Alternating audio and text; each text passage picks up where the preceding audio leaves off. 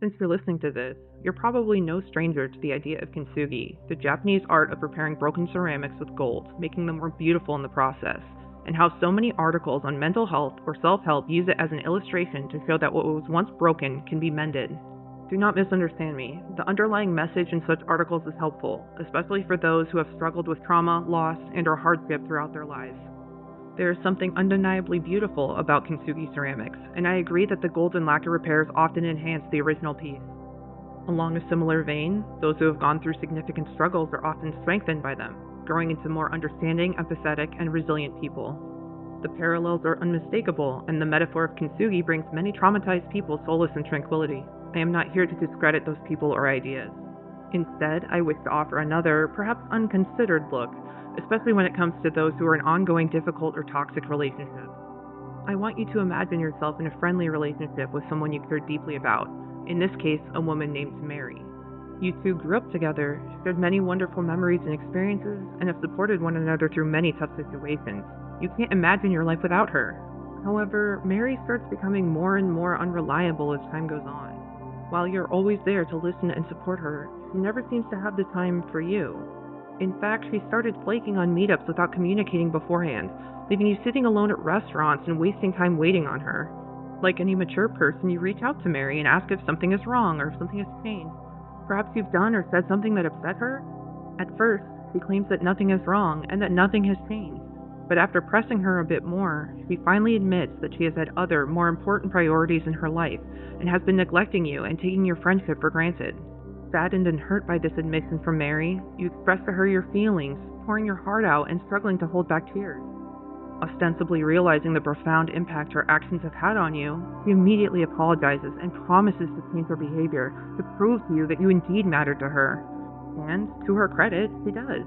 Mary again makes time for you, reaches out to you, offers support, and even plans a weekend getaway for the two of you, where you have a wonderful time talking and reminiscing about the good old days when you were younger. By the end of the weekend, your friendship is stronger than ever, despite the cracks that had formed by some months of neglect. You might even say that the relationship was repaired with gold. However, not so long after your fun-filled weekend, Mary again starts putting you on the back burner. You try to reach out to her when your beloved pet dies, but she doesn't respond for weeks. You soon become worried, thinking that something might have happened to her.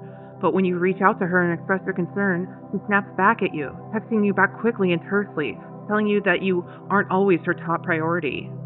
As you look down at your phone, confused, you aren't sure what to think. Why is she acting like this again? Not so long ago, you had your heart-to-heart talk, and she is once again being neglectful and dismissive. What is going on? You don't respond, mostly because you aren't sure how to. A day or so later, Mary reaches back out to you, profusely apologizing for her outburst, saying that she knows it hurts you and that she didn't mean it. You see, she's just been so overwhelmed with work and her new boyfriend that she forgot to check in on you, but she really meant to. She wants to make it up to you by treating you to a spa weekend. Because you so dearly miss your best friend's connection and closeness, you agree, and by the end of the weekend, you're thick as thieves again. All is well, and you feel closer than ever. The relationship is once more repaired with gold. And again, things go well for a while, until they don't.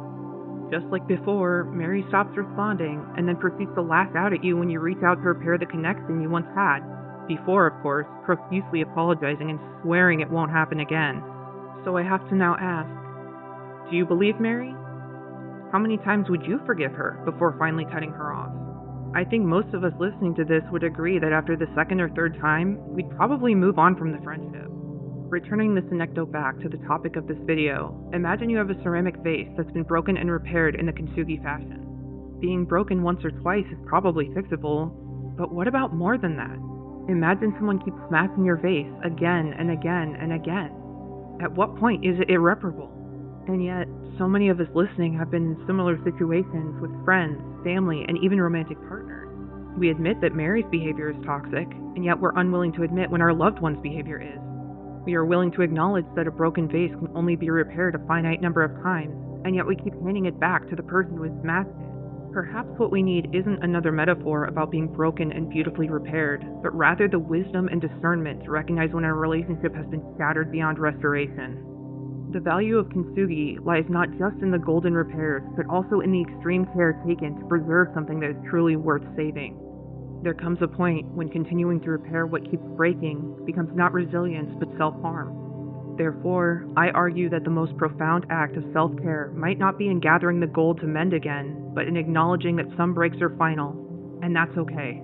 In these difficult moments, our growth comes not from making something beautiful from brokenness, but from having the courage to let go and create something new. Perhaps it's time to give up the gold.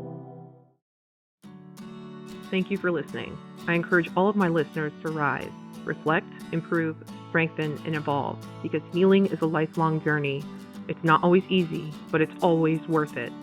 You are loved, cherished, and valued. Don't ever let anyone convince you otherwise. If you found this video helpful, please like, comment, share, or subscribe. And until we meet again, rise up.